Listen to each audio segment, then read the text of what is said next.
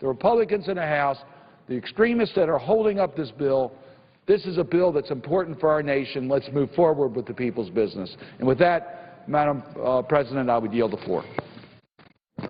Senator from Alaska. Madam President, thank you very much, and to my colleagues, thanks for coming to the floor. To Senator Whitehouse, thank you for organizing us to come down here on an issue that is really the core of what we do here. We figure out how to build infrastructure for this country so our private sector can have the infrastructure to work from and play off of. But let's be very blunt about this, and let's be very honest about what's happening here. This bill passed, the Transportation Reauthorization Bill, passed this body with 74 votes, a bipartisan effort, hard-fought, incredible debate, worked on many different issues. Now it sits in a conference committee with House members led by the Republican majority over there not wanting to move forward. Let's be very blunt about this. We have not only that bill over there, we have the VAWA bill, the FDA bill, the postal reform bill. It's all piling up over in the House. People wonder why the economy's having some struggles this last month.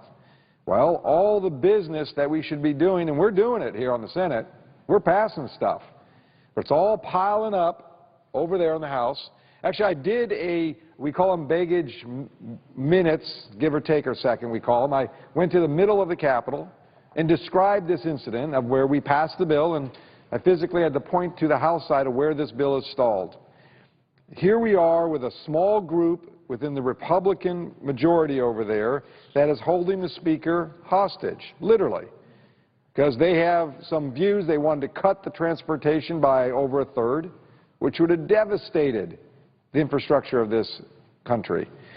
And let me tell you from my own experience, and I know Senator Whitehouse has heard this and others, you know, as a former mayor, I was in charge of the Metropolitan Planning Organization for our community of Anchorage, which maintained at that time, 48% of the population of the state. We were in charge of managing the road money. Every time Congress delayed their action, were ineffective in getting their work done, as a mayor, we had to put projects off, stall projects, hold contracts, tell contractors they can't get work in. It created this uncertainty, which at the end of the day does one thing. It costs more money, and the people who pay it are the taxpayers. So as they sit over there, and I just saw one comment, they want to do another extension. We have had 9 extensions. For people who don't know what extensions are, this is where they just say, okay, we'll do it for another week, another 2 weeks, another month. These extensions create, again, more uncertainty and more cost. Every time you hear the word extension from the other side, that just means you, property tax or taxpayers of this country, you are paying more taxes. That's what that means. It's pure and simple. Extension means you pay more for a project that should have been on the board and moving forward. We have a bipartisan bill. 74 Democrats and Republicans on the Senate voted for it. It is now lingering in conference. Here we are in the midst of the construction season. I'll tell you, in Alaska, I know my colleague from Minnesota has also joined us. We know what construction season is. It's short in cold climate areas. We need to have contracts let in early spring in order to construct in the summer and be completed and down by September and October because the asphalt plants close. When the asphalt plants close, you can't put asphalt on the street. It's very simple. And so we have a very limited time. The contracting community is frustrated, angry, because they don't get certainty. They can't hire the people. They can't get them to work. So I plead with the folks on the other side, the extreme folks in the Republican majority over there that are holding the Speaker hostage on this issue. Let us do what's right for America. Let's make sure these jobs, these 3 million jobs that could be retained and added, move forward. In an economy that every job makes a difference. And this is 3 million jobs. Let's move it forward. Let's quit the politics. And what's amazing about this, and I heard Senator Whitehouse say this more than once, if that bill, the Senate bill, would just be allowed to go to the floor, one person can make that decision, the Speaker of the House. If he just said, let's get it to the floor and let the votes go where they go, what will happen? I guarantee you what will happen. Democrats and a group of Republicans will support that bill and pass it. But that's not the issue. We have a very small subset of the majority of the Republicans over there that have told the majority leader, you're not moving anything, nothing, zero. Because they want the economy. They're not betting on America like we are. We bet on America. We're betting on the right things here. And what they want to do is cripple this country for their own political gamesmanship. And I will tell you, and I bet you every one of my colleagues would say the same thing. When we go back home, when I go back home to Alaska, people are fed up with it. They are disgusted by the inability for Congress to do their work. But I will tell, and I've told my folks back in Alaska, the Senate is doing their work. We're passing bipartisan bills. But it gets log-jammed up with a small group of extreme Republican Tea Party folks who believe the best way to solve the problems is do nothing and let this economy falter. So I hope that the members would come to their senses over there. I can tell you my congressman, Republican from Alaska, wants this bill to pass. He's working hard to do it. He's on the conference committee.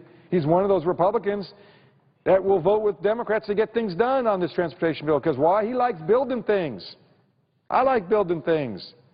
But there's some other folks over there that have no interest in helping build this country and make it a better place. So, again, I yield my time. I hope folks on the other side in that extreme group would get some sense knocked into them. And maybe the American people will do it. I hope so. Madam President, I yield my time at this point. To my friend from Minnesota. Senator from Minnesota. Madam President, I'd like to thank the Senator from Alaska and the Senator from Rhode Island. Madam President, I'd like to emphasize the need to pass a long-term reauthorization of this surface transportation bill. It's time for Congress to do our job. Thanks to the leadership of Senators Boxer and Inhofe, this body passed a bill with 74 votes. Actually, it probably would have been 76 votes. Senator Kirk is back at home recovering, and we wish him very well.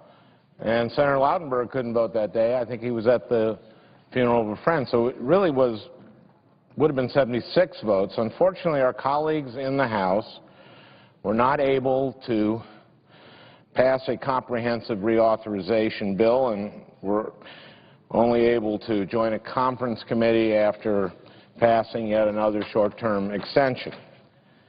I'll repeat myself. It's time for the Congress to do its job.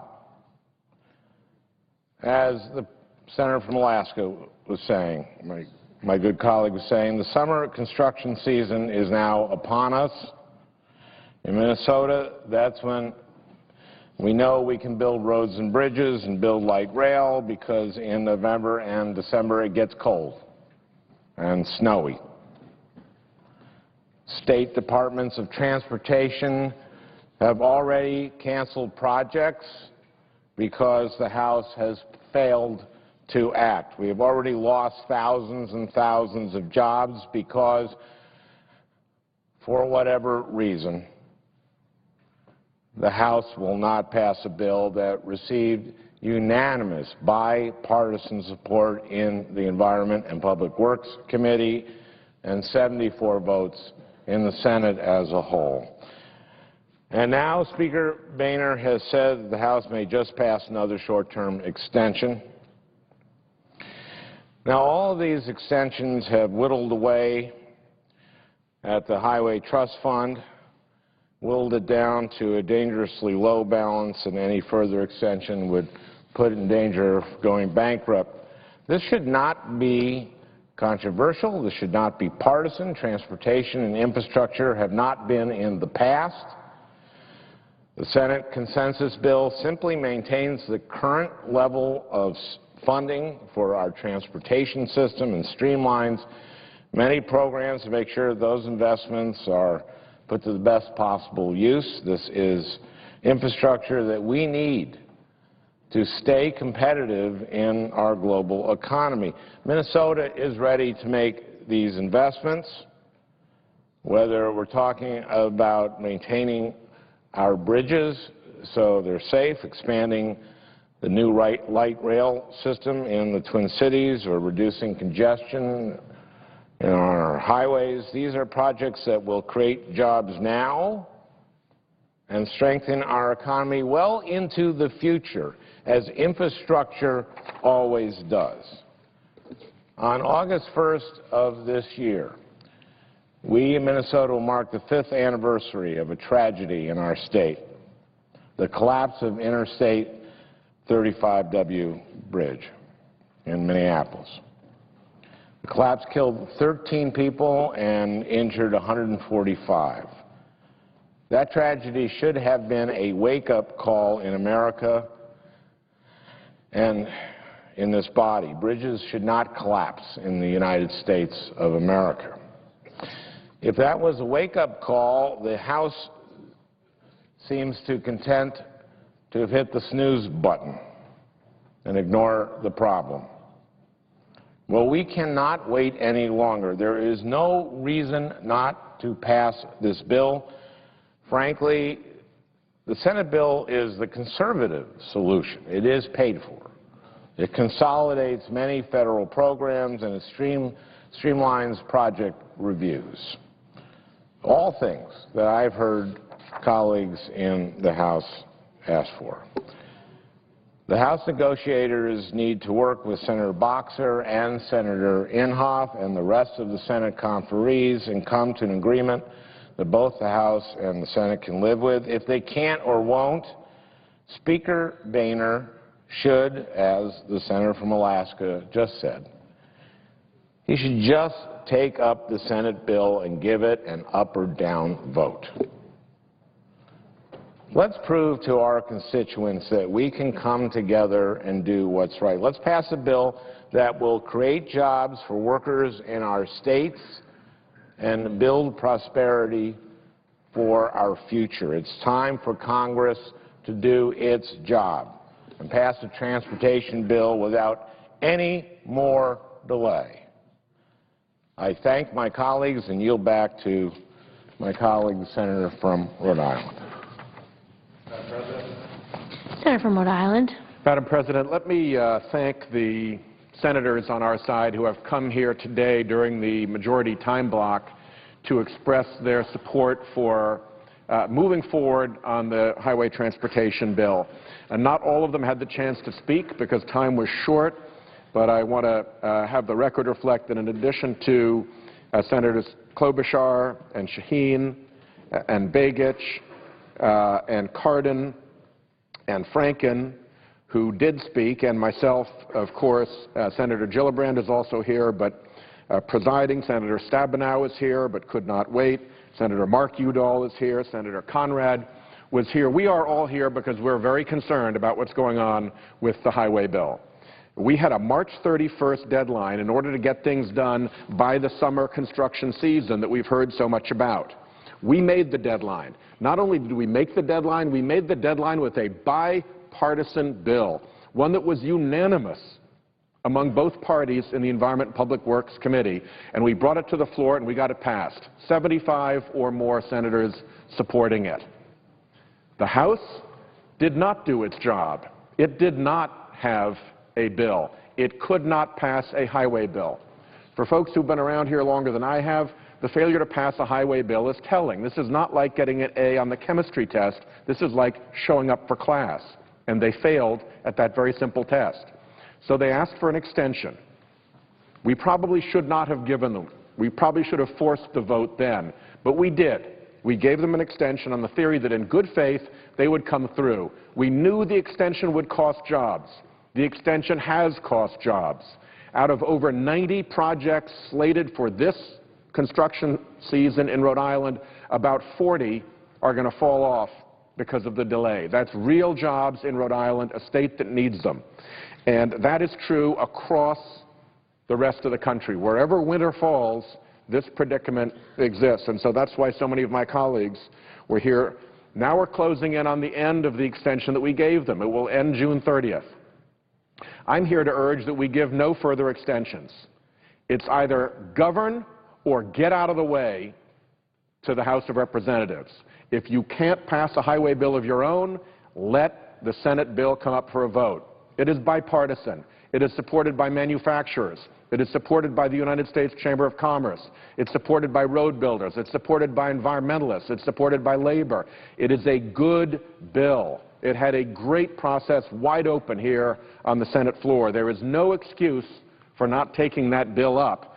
And if that bill comes up, I agree with Senator Begich. If that bill comes up, Democrats and Republicans together will give it a massive majority in the House, and people will be put to work. The one place where I think we all ought to be able to agree on both sides of the aisle that federal spending is actually helpful and does create jobs is our roads and bridges. We don't expect Americans to repair the road in front of their house. We don't expect Americans to go and build bridges for themselves. It's a government job to build roads and bridges. And the jam up that Speaker Boehner and Majority Leader Cantor have created on this is costing probably hundreds of thousands of jobs right now in this country. Why they're doing it, their motive, that's not for me to say.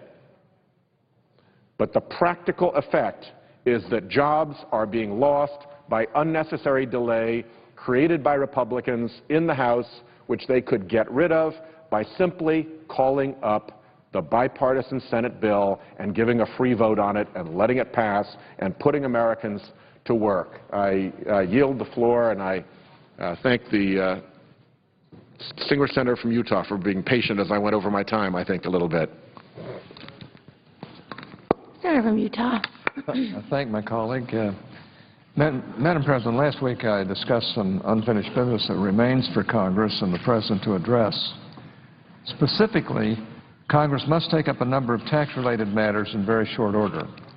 When I discussed this tax agenda last week, I referred to a chart. We'll put it up here in a minute. And I referred to this chart, tax legislation to do, none of which has been done. That includes tax extenders, AMT patch, death tax reform, and preventing the 2013 tax hikes. Things have not changed since my last remarks. As that chart shows, the tax extenders, which were overdue by almost half a year, are not alone on Congress's to-do list.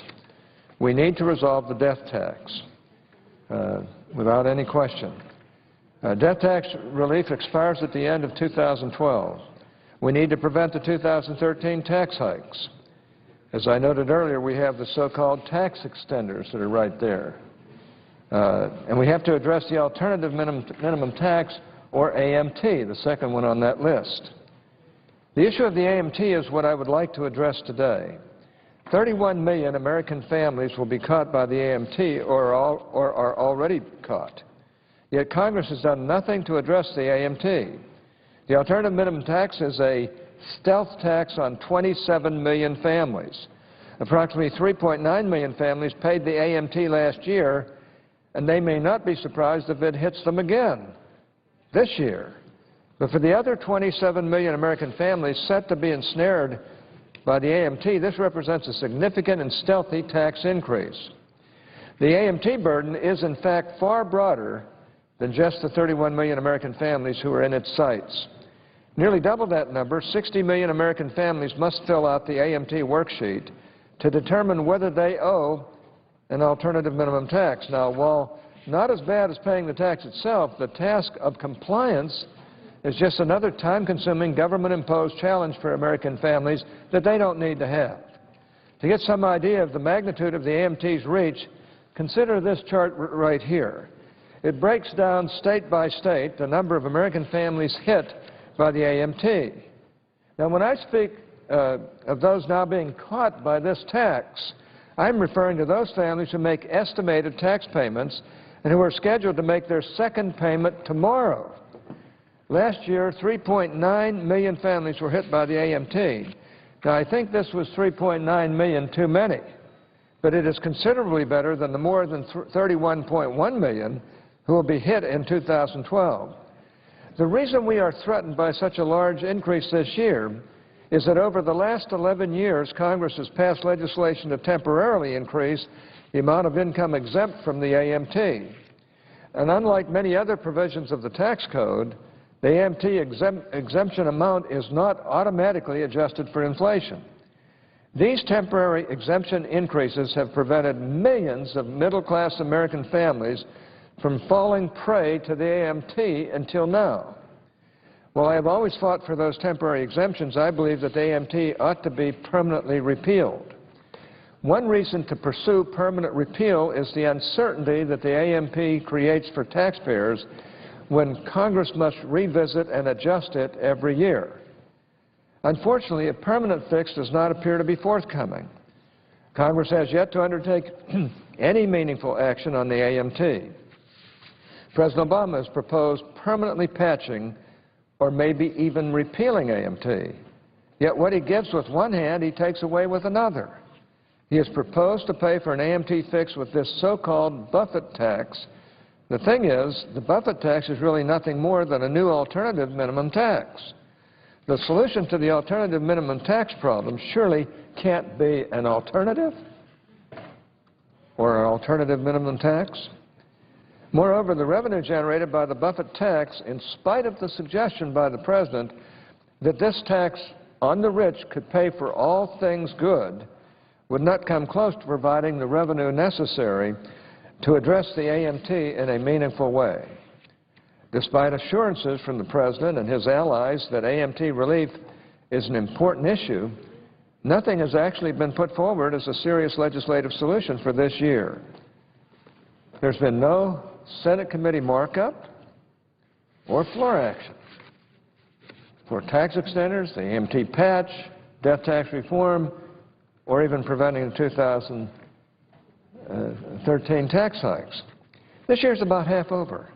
And all we have to talk about is the need to address the AMT. Or should I say all we have is talk about the need to address the AMT. But a theoretical discussion is not a substitute for real action, as anyone paying a quarterly payment today will attest to. Everyone seems to agree that something needs to be done and done quickly. But the discussion does not go any further from there. We're out of time. The second quarterly AMT payment is due. Today, taxpayers across the country are under a legal requirement to pay their estimated tax. They will use the form depicted on this chart right here, 2012 estimated tax. And though I hope otherwise, I expect that I will be here again when the third payment comes due, saying basically the same thing. Now, a question remains about whether people who should be making an estimated tax payment tomorrow actually will. Most of these 31 million taxpayers subject to the AMT do not even know they are subject to the alternative minimum tax. So they will not be making that estimated tax payment tomorrow, even though they should. And if one fails to pay sufficient estimated tax, or have a sufficient amount of wages withheld on a timely basis throughout the year, then one can be subject to interest and penalties. This is an awful spot for Congress to put the American families in.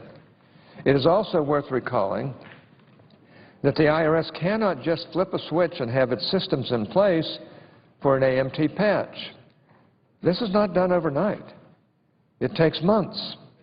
And the Congress's failure to act on a timely basis could actually delay the processing of this 2013 refund, of 2013 refund checks, perhaps by even a few months.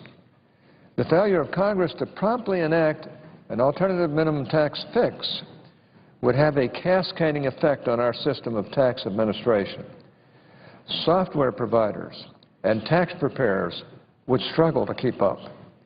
One of the issues holding back an AMT fix is that many on the other side insist that, unlike new spending proposals or extensions of existing spending programs, AMT reform should happen only if it is revenue neutral.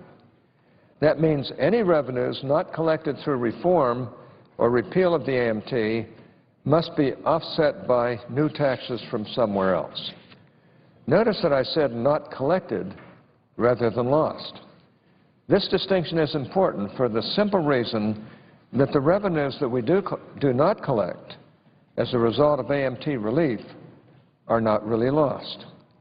The AMT collects revenues it was never supposed to collect in the first place. And if we offset revenues not collected as a result of AMT repeal or reform, total federal revenues over the long term are projected to push through the 30-year historical average and then keep going. Originally conceived as a mechanism to ensure that high-income taxpayers were not able to eliminate their tax liability completely, the AMT has failed. The AMT was originally created back in 1969 with just 155 taxpayers in mind. 155. A mechanism to ensure that high-income taxpayers were not able to eliminate their tax liability completely. The AMT has failed completely.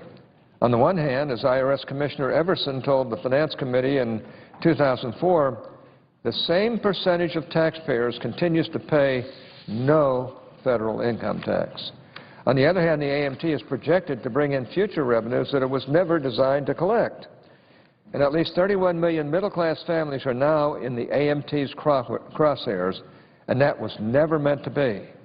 That's quite a change from 155 rich people who never paid any taxes.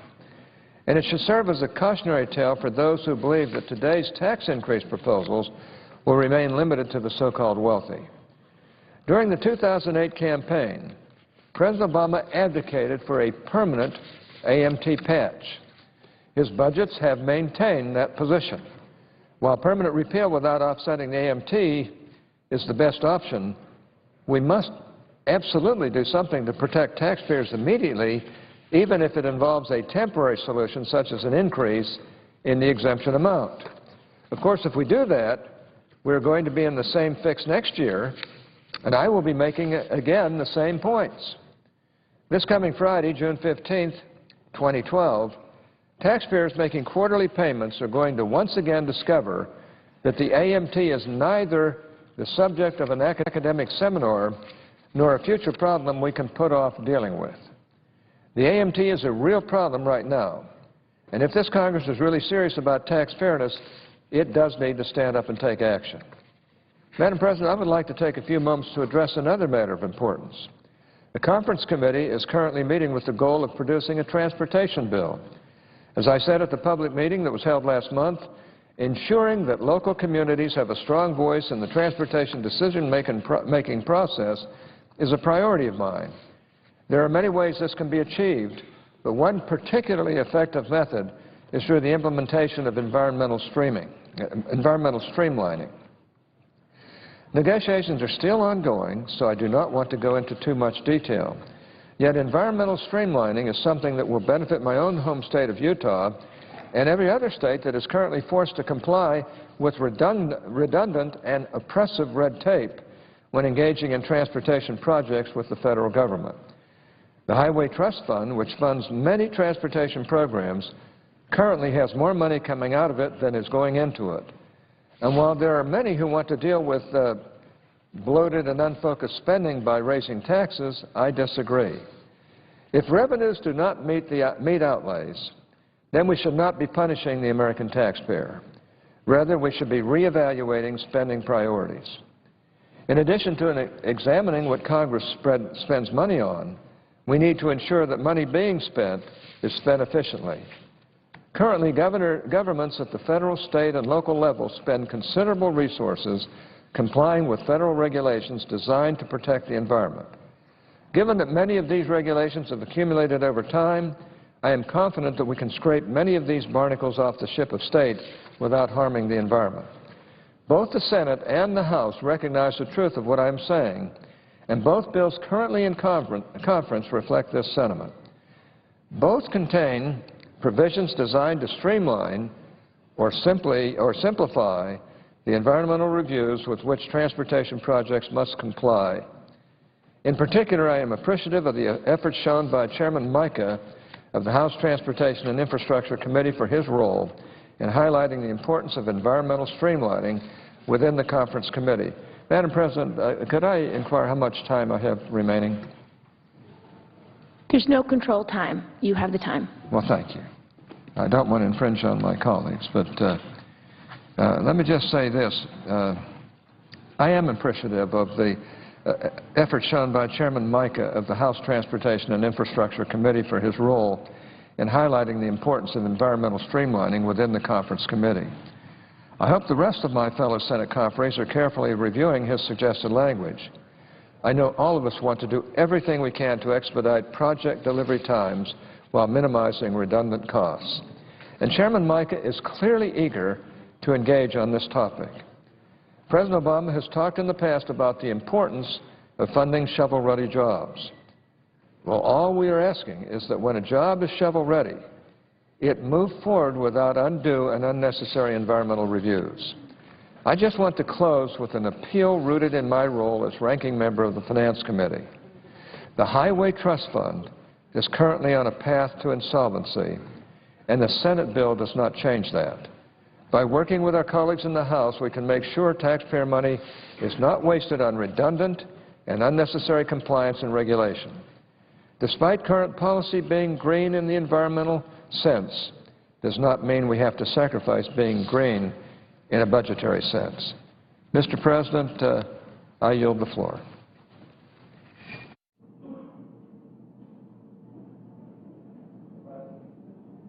The Senator from North Dakota.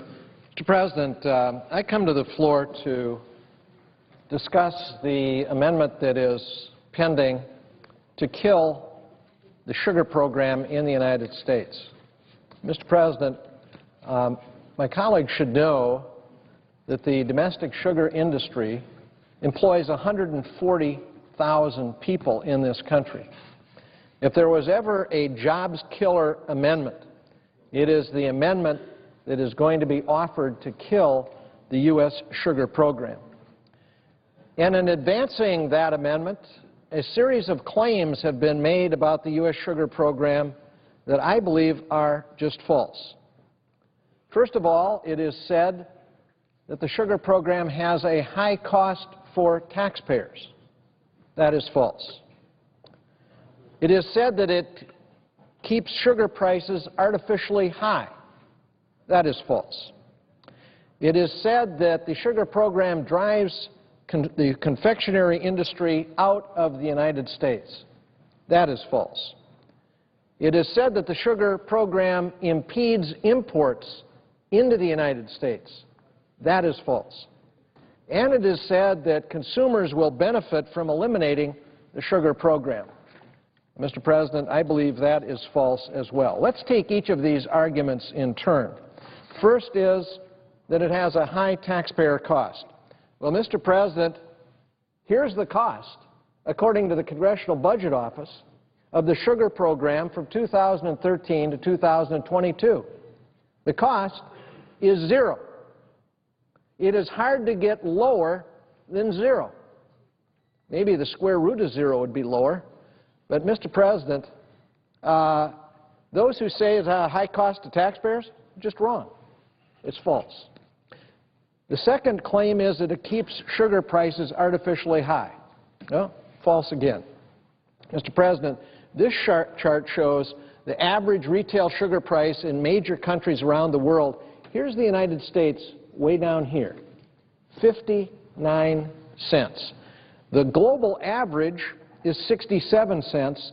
The developed country average is 73 cents.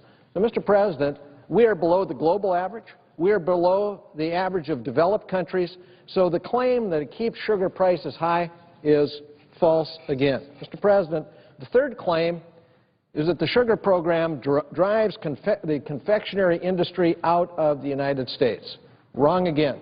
Here is what is happening to the U.S. chocolate and non-chocolate confectionery production in the United States since 2004. You see the trend line? It's up. More production, not less production. Mr. President, these are facts, and facts are stubborn things. Let's go to the fourth claim, that this sugar program in the United States impedes imports. Boy, this is maybe the biggest whopper of all. Mr. President, here are the facts. The United States, in the period from 2008-2009 through 2010-2011 is the biggest importer of sugar in the world. So this program is impeding imports into the United States? Well, if it is, it isn't doing a very good job of it, because the United States is #1 in imports of sugar in the world. Mr. President, the final assertion, before we get to the final assertion, let's look at what other countries that produce sugar, poor countries, are saying to us about our sugar program. Because the argument made on the floor is we are hurting poor countries with our sugar program. Maybe we ought to listen to what those poor countries say. Here is their organization. The International Sugar Trade Coalition represents sugar producers in 17 developing nations in Africa, Asia, the Caribbean, Central America, and South America. Here's what they say, and I quote their letter. The U.S. sugar policy contained in the Farm Bill passed by the Senate Agriculture Committee is important to sugar producers in developing nations because it provides a guaranteed level of access to the U.S. sugar market at fair, predictable prices.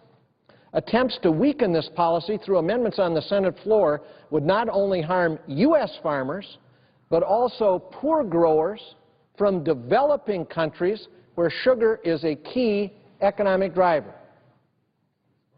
These are the poor countries that produce sugar who are saying to us, keep your sugar program because not only does it benefit you, but it benefits us. Let me go further in their letter. Ending the sugar program would reward only a handful of large food companies and agricultural superpowers like Brazil, while punishing some of the world's poorest economies. It goes on to say this was what happened when the European Union radically altered its sugar policy and thereby lowered standards of living in places like Guyana, Fiji, and Mauritius, where there is no agricultural alternative to sugarcane. Sadly, St. Kitts and Nevis had to stop sugar production altogether after 300 years as a result of the EU's reforms. Mr. President, let's not make that same mistake here.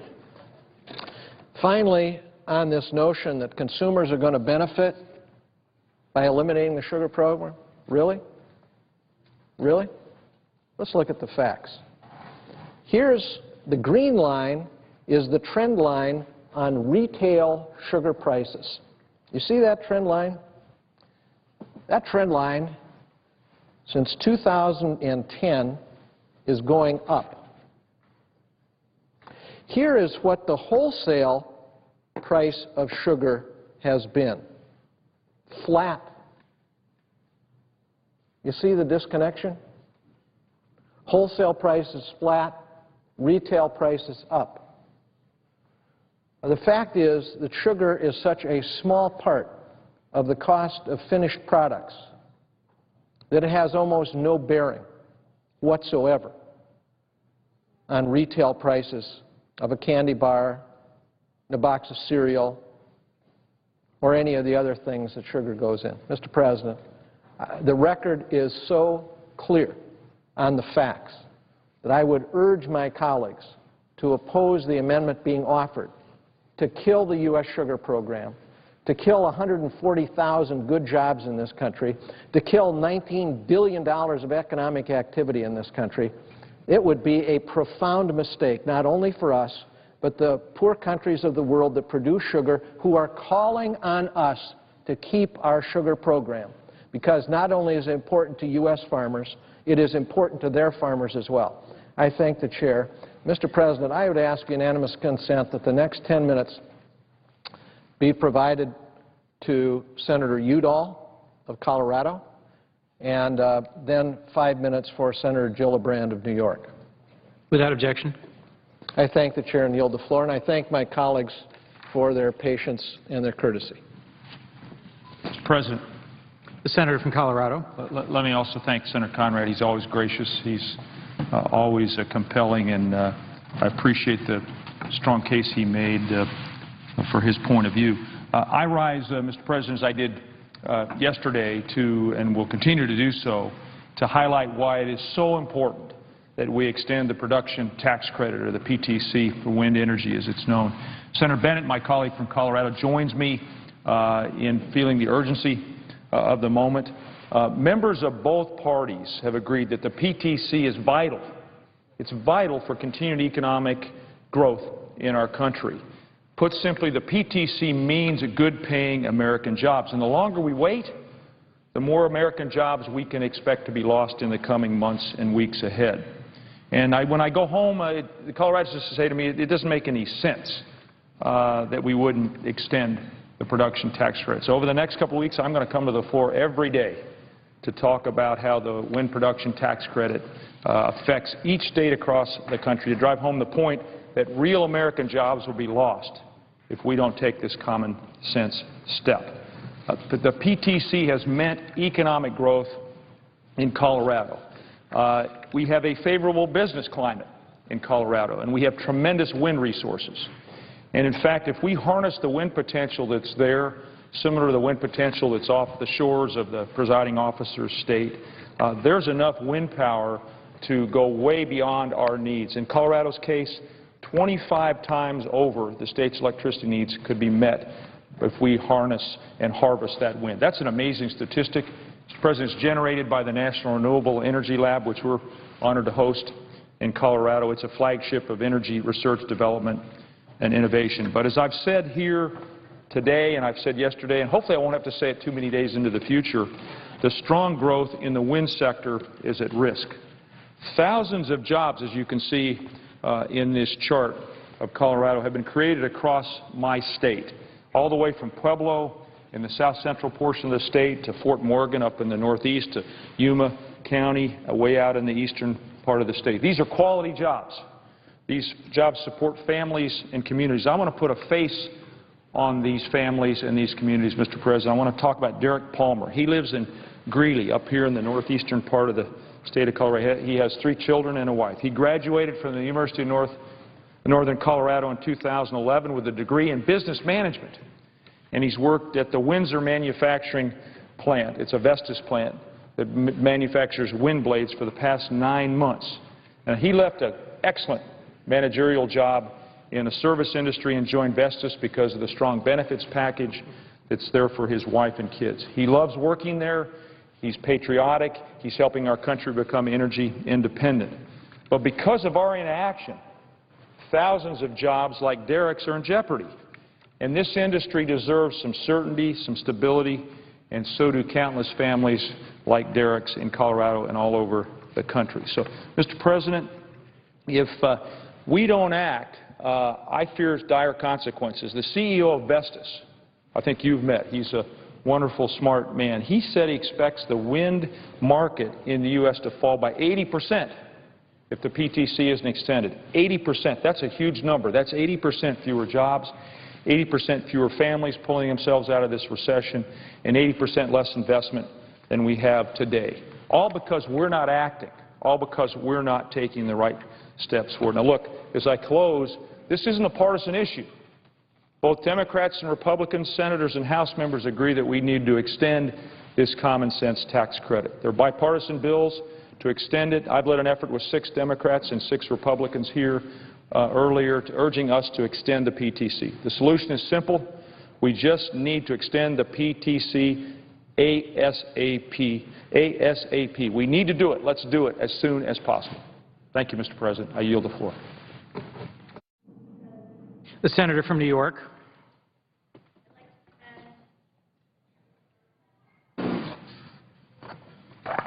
I'd like to commend the chairwoman of the Agriculture Committee and the ranking member of that committee for their dedicated effort to move a farm bill to the floor to discuss our nation's agricultural policy, and for their leadership in championing so many issues that help America's farmers and New York's farms. I rise today because I really want to make clear to the American people just what is at stake at the heart of this farm bill. It's about a growing economy for our family farms and for our small businesses. It's about reviving rural communities and rebuilding a thriving middle class and the opportunity for all of those who are trying to get there. It's about the health of our agricultural industry, the jobs it provides, and the health of our families that it helps to feed.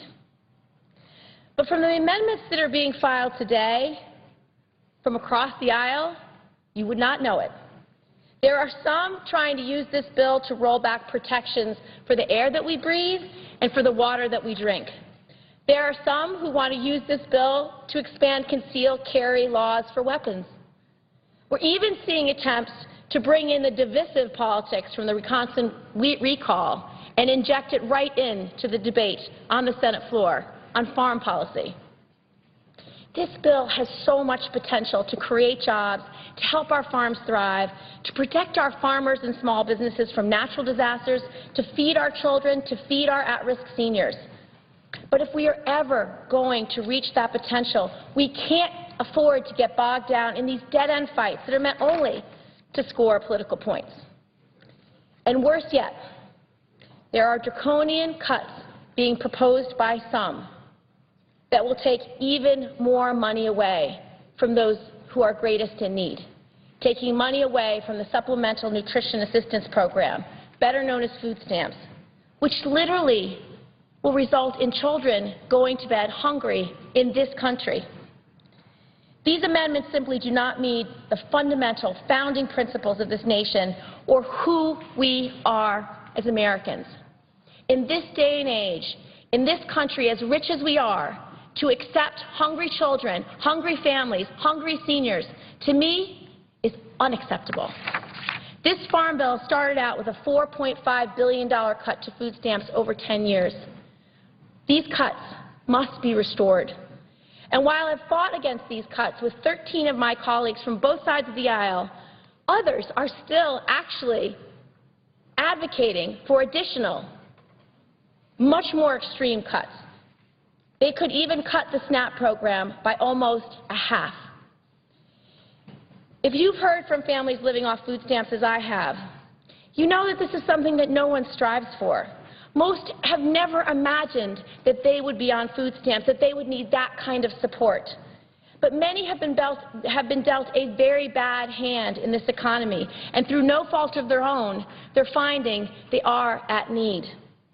Food stamps are often the last resort for those who are just trying to keep the lights on, put food on the table for their kids, and be able to find their way back to that paycheck that they desperately want to be earning. And among all the families relying on food stamps at historical rates, we now are seeing our veterans and their families. Now, I can tell you, our veterans and their families have already suffered a lot. And for these troops coming home, they're coming back into a very tough economy and are unable to find the jobs they need. And you have to imagine these children of our vets who have already suffered so much, and now they're being faced with not knowing where their next meal comes from. Now, for any parent watching this debate today, I just want to ask you one question. Has your child ever said to you, "Mommy, I'm still hungry"? Well, I can't imagine what a mother would feel like if she could not hand her child some food. I can't imagine what a mother would feel like if her child said that to her every single night. That is exactly what we are talking about today in this farm bill. As a mother and as a legislature, watching children suffer, watching America's children not having enough to eat is something I will not stand quietly by and watch.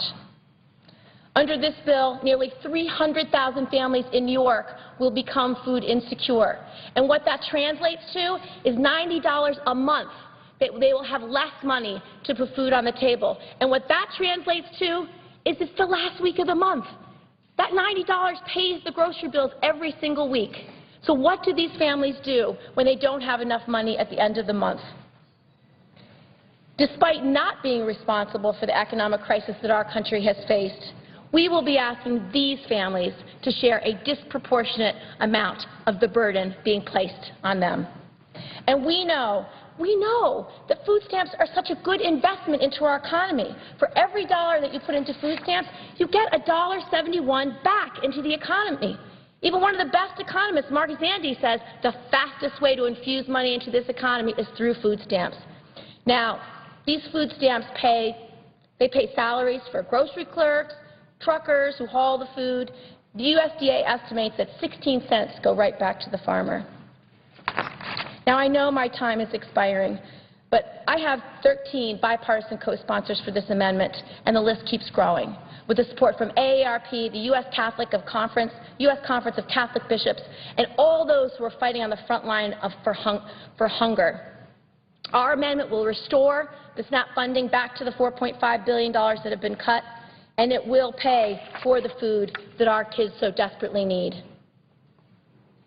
Every child in America deserves to be fed. Every child in America deserves to reach their God-given potential. We need to restore these cuts to ensure that. I yield the floor.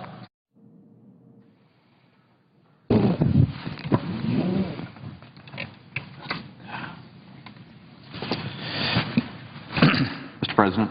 The Senator from Pennsylvania.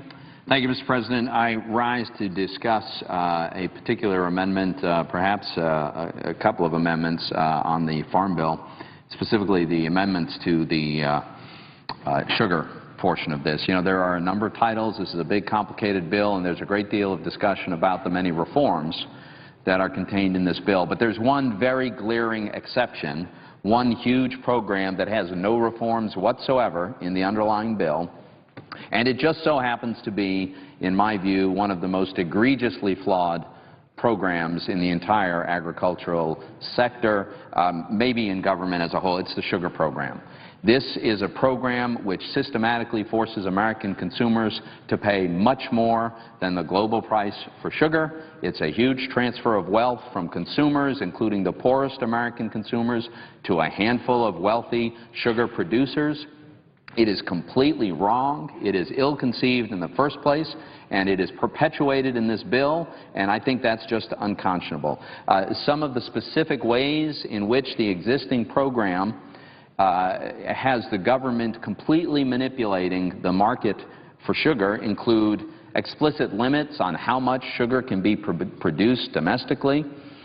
There's a de facto government-imposed price floor on sugar rather than allowing the price to reflect whatever supply and demand would lead to. It puts strict limits on how much sugar can be imported without forcing Americans to pay taxes on those imports in the form of duties. It mandates that the government purchase excess sugar and then sell it at a loss to ethanol producers. All of these are features of the existing sugar policy, and all of them are left completely unchanged by this bill. So it is screaming for some amendments to provide some common sense reforms to this very badly flawed program. And by the way, let me be very clear. The net effect at the end of the day of all of these machinations in which the government manipulates the market for sugar is that U.S. consumers end up paying more, much more, often about double the going rate that everyone else in the world that doesn't manipulate their markets pays for sugar. Now, that should, by the way, that should be reason enough to end this program entirely, in my view. But there are other reasons.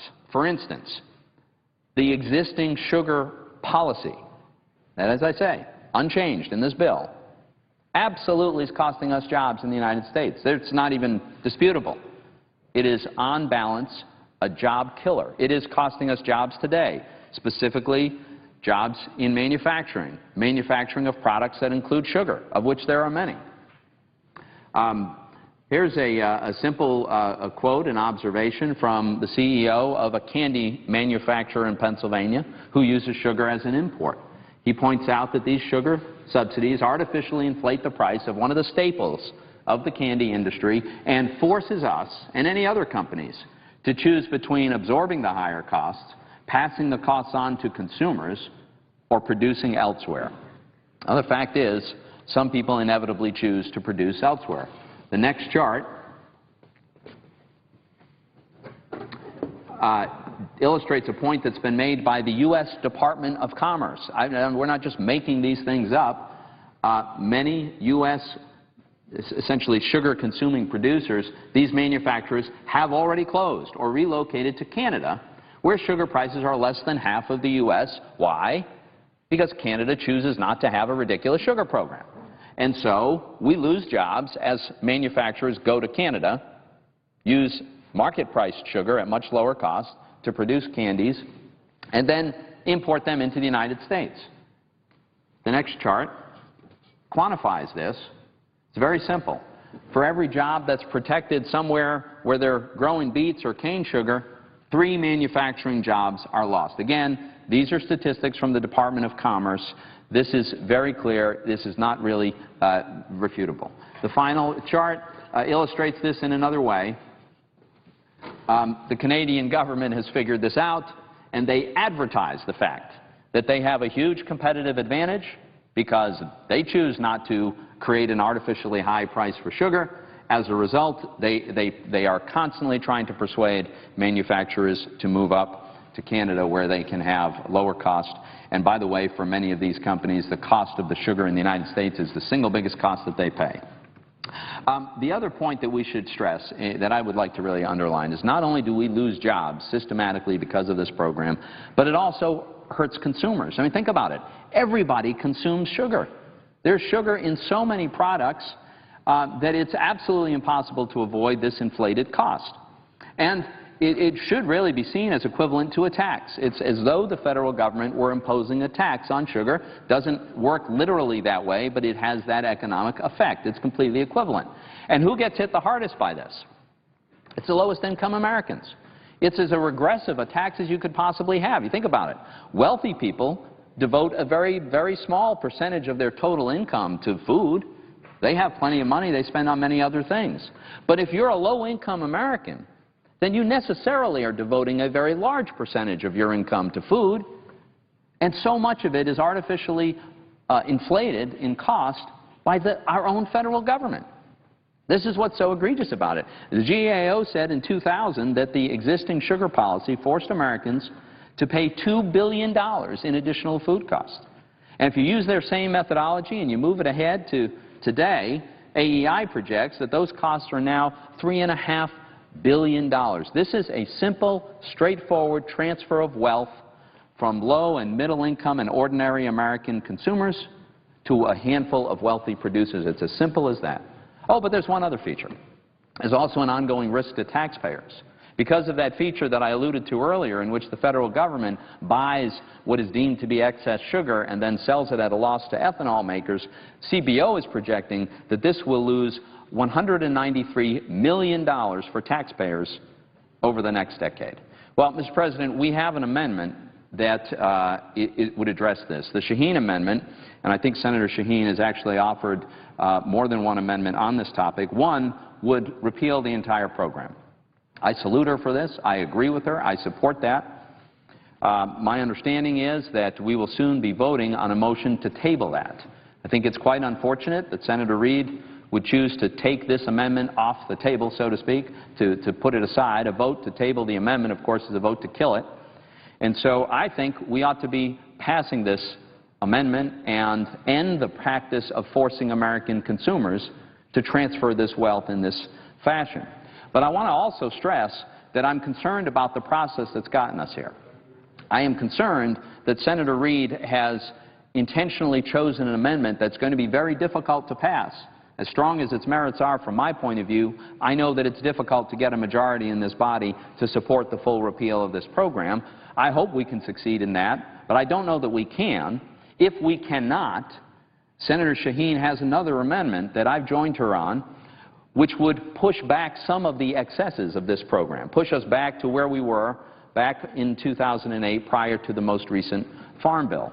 They make some modest changes and just scales back some of these excesses. And I certainly hope that we get a chance to vote on that. If we can't pass full repeal, we have every right, I would argue every responsibility in this body, to try to at least improve on what is such an egregiously flawed program. Again, I would underscore the fact that the current bill is silent. In other words, it perpetuates, it continues this really spectacularly flawed program that is so unfair to American consumers. We will have an opportunity to vote later today on a motion to table. I hope we defeat the motion to table so that we can take up this bill and take up this amendment and do away with this program. But failing that, Mr. President, it's very, very important that we have an opportunity to at least amend the program. With that, I yield the floor. Mr. President. The Senator from New Hampshire. Thank you, Mr. President. I'm pleased to join my colleague from Pennsylvania, Senator Toomey, to talk about what really is an egregious oversight in the underlying farm bill that we're considering. This morning, the Senate is going to have the opportunity to vote on an amendment that would repeal the sugar program. As Senator Toomey has pointed out, I submitted several amendments. One would reform the sugar program, and the one that we're getting a vote on this morning is the one to actually repeal the program. I, like Senator Toomey, hope we will get a vote on both of those. But I certainly hope that people will vote against the tabling motion to repeal the sugar program. The underlying farm bill that we're considering reforms almost every farm program that we have.